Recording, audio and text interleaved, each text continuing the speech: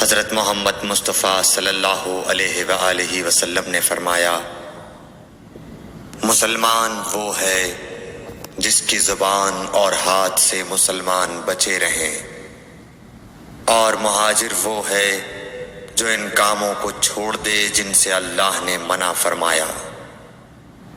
صحیح بخاری حدیث نمبر 10۔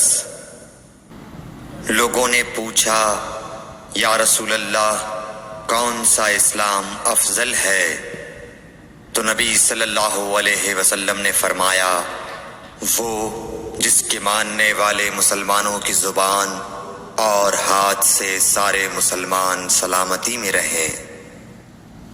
صحیح بخاری حدیث نمبر 11۔ ایک دن ایک آدمی نے حضرت صلی اللہ علیہ وسلم سے پوچھا کہ کون سا اسلام بہتر ہے؟ فرمایا، یہ کہ تم کھانا کھلاؤ اور جس کو پہچانو اس کو بھی اور جس کو نہ پہچانو اس کو بھی، الغرض سب کو سلام کرو۔ صحیح بخاری حدیث نمبر 12۔ حضور اکرم صلی اللہ علیہ وآلہ وسلم نے فرمایا، تم میں سے کوئی شخص ایماندار نہ ہوگا جب تک اپنے بھائی کے لیے وہ نہ چاہے جو اپنے نفس کے لیے چاہتا ہے۔ صحیح بخاری حدیث نمبر 13۔